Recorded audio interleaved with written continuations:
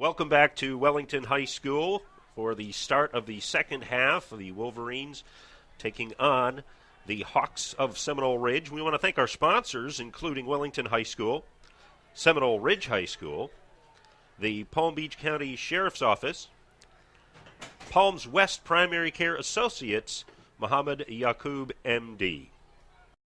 And you certainly have to give Wellington credit for persevering and being very tough and gritty and staying in this game. Now, it's a short kickoff here, but flagged, so I think we're once again having offsides on the kicking team. Yeah, once the kicking team crosses the 40-yard line before the kick is made, it's like an automatic offsides, which I don't really agree with. I think you should give the receiving team a chance to field the ball and then have the choice of the play or the penalty. But that's the way it is. I don't know if that was an intentional droop kick or not. I don't know why you do that with the wind, but we'll see what he does this time. Well, apparently they don't want to get it back to Wellington Speedsters. But now Wellington knows what they're going to do, so let's see if they try the same thing again. No, they don't. He's going to kick it downfield deep, and it's going to bounce just short of the goal line. It's going to be picked up, and this one is going to be returned, taking it up the middle, but then being stopped right away on about the 15-yard line there was number 7, Alex DiNardo. Yeah, I don't understand why Wellington has the ball kicked over their head when they know they got the wind against them. Seminole Ridge got a big break there. How many times did she kickoff? I'm incorrect. I'm sorry. That was Amir Pollack, number 4. Yeah, I don't see how that ball doesn't go in the end zone. But it didn't, and now instead of starting on the 20, they're starting on the 16. Yeah, there was almost no roll there. It just kind of stomped. So works out very well for Seminole Ridge. And we'll see now as freshman quarterback Cole Smallridge is back in. And a good push here by the Wellington offense, and that first play is going to result in a first down, it looks like, or else be very close. Yeah, a great push on the right side, and Wellington's had a lot more success running right than left, but I think there was a blocking change at halftime again, and credit their staff for coming up with making the blocking adjustments, and we get a nice 10-yard gain. And that was the fullback, Andy LeMay, on the carry, and we're going to get a chance to see him here. Little replay here. You see the blocking at point of attack, and once again, Austin Peebler is the guy going downfield. And some good hard running there, too, by LeMay. So, 1st and 10. And the ball's on the ground. I think Wellington got it, though. I think the Wolverines got it back. They did, Dan. It was a fumble on the mesh between the quarterback and the fullback, and fortunately for Wellington, the ball laid there and quarterback was able to fall on it. And even though this is not a super complicated offense, probably the toughest part, and I'm going to ask you, is there are very quick handoffs from quarterback to fullback that have to be done with very good timing, and tough when you bring in somebody who's not played quarterback. It's absolutely the hardest thing because you're trying to mesh with the fullback and read the defense at the same time. That's a lot to ask somebody in their first game.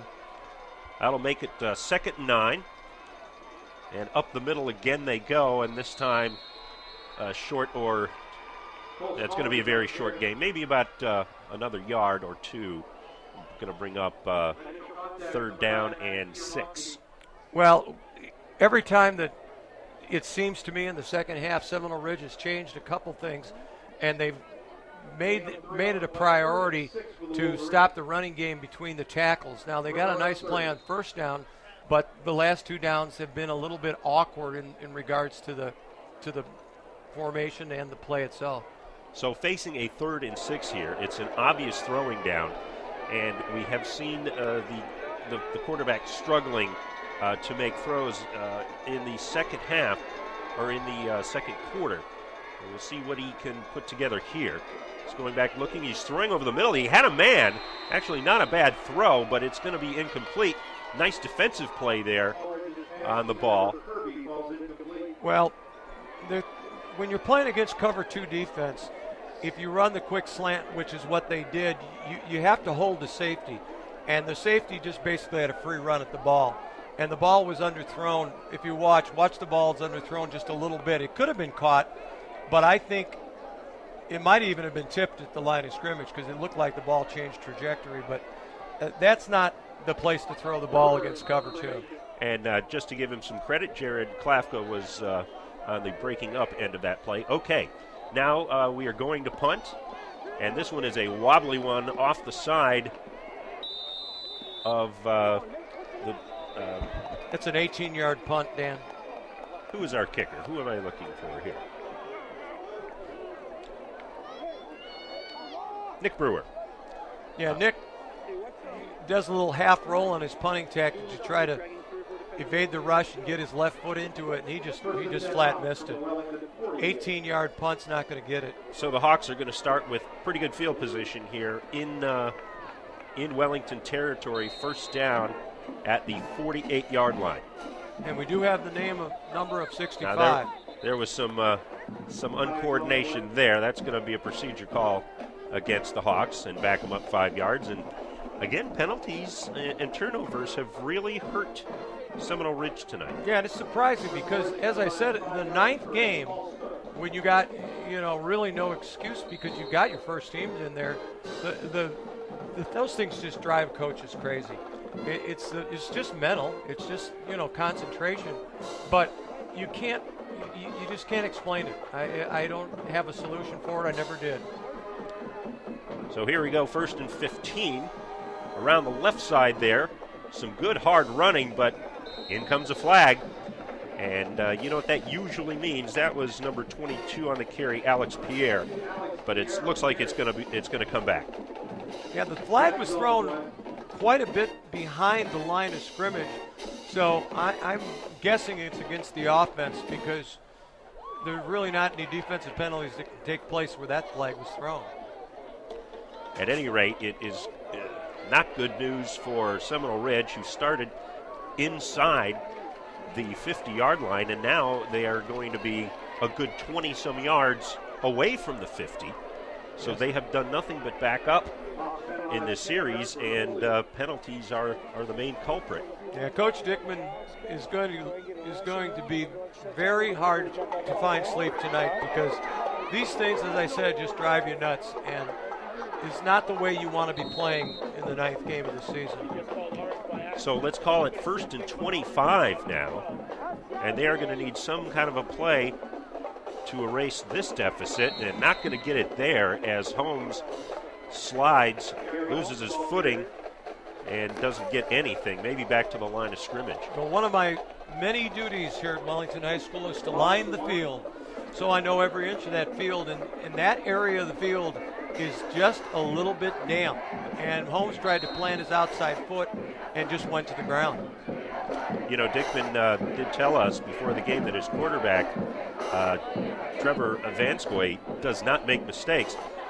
I don't think he has been making mistakes, but everybody else around him has been making a lot of mistakes tonight.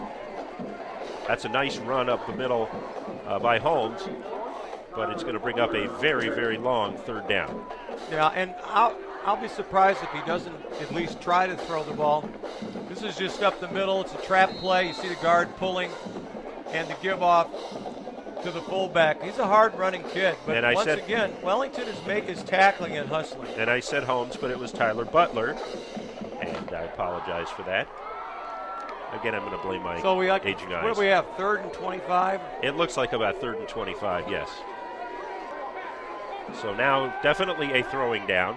Going across the grain there and missing a tackle and breaking up the middle, but losing the football.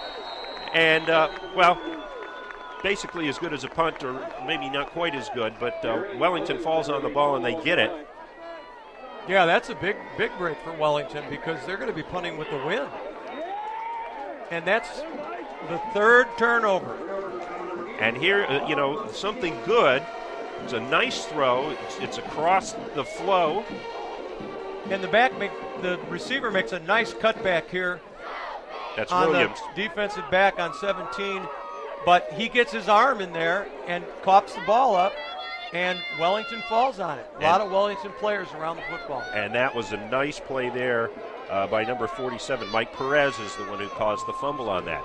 So the Wolverines now back in business. First down, and we had some movement. Looked like number 7 over there was Alex DiNardo was a little early getting off. Yeah, once again, leaning at the snap is just, that's unacceptable. You don't need to do that in the first place because you're blocking down, you're looking right at the football. It just kills you offensively, just kills you.